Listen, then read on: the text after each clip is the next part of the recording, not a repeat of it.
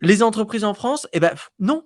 Moi, je ne me souviens pas avoir été impressionné dans aucune de mes interactions avec, des entreprises, tout simplement déjà parce qu'ils ont pas les données. Alors, on rencontre une entreprise, je fais: «Est-ce que vous OK, vous avez une empreinte carbone, très bien. Est-ce que vous avez votre empreinte en scope 3?» «Ah bah, non».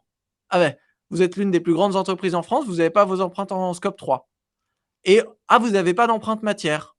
Vous avez pas d'estimation sur votre impact sur la biodiversité, sur les sols, sur l'eau. Non, ils ont juste une petite, empreinte carbone à la va-vite en scope 1, scope 2.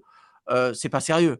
C'est pas sérieux. On ne peut pas avoir une stratégie de soutenabilité qui est pas juste du bullshit greenwashing si on n'a pas de véritables données et de véritables analyses pour voir chaque année quelles sont, les conséquences de ce qu'on a fait et de ce qu'on planifie de faire. Donc là, ça m'amène à une autre question qui est celle des seuils. Si on prend vraiment véritablement en compte sérieusement le fait que, nous devons réduire les pressions environnementales, donc réduction veut dire repasser sous une limite planétaire, veut dire respecter un budget. Budget eau, budget biodiversité, budget sol, budget matière, budget carbone et donc ça veut dire que oui, il y a des seuils. Donc si on a un budget carbone légal et je prends l'exemple du budget carbone, mais il faut bien se souvenir qu'à chaque fois qu'il y a une ressource, il y a un budget. Et ce budget, il devrait être indépassable légalement. Donc budget carbone, à l'échelle d'un pays, ne devrait pas être dépassé, seuil maximum. Donc une logique des quotas, par exemple, permettrait de faire ça beaucoup mieux que la logique de la taxe.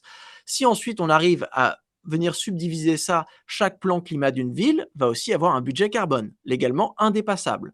Si on prend toutes les activités sur un territoire et que ça dépasse déjà le budget carbone, eh ben, il faut se poser la question, s'asseoir tous dans une salle, qu'est-ce qu'on réduit? Si on se dit, bah voilà, nous, on veut beaucoup augmenter parce qu'on a des pistes cyclables à construire, il va falloir beaucoup réduire dans un autre secteur pour pouvoir se permettre de faire ça sans augmenter et dépasser le budget carbone. L'échelle d'une entreprise, c'est pareil. Si vous êtes un aéroport et que vous vous rendez compte, ah bah tiens, zut, on ne peut pas augmenter le nombre de vols ou même on ne peut pas maintenir le nombre de vols tout en respectant notre trajectoire de réduction de l'empreinte carbone, et bah ça veut dire qu'il va falloir limiter les vols. Donc on va dire, comme l'aéroport de Schiphol l'a fait, bon bah l'année prochaine, on ne fait voler que 80% des avions de l'année d'avant.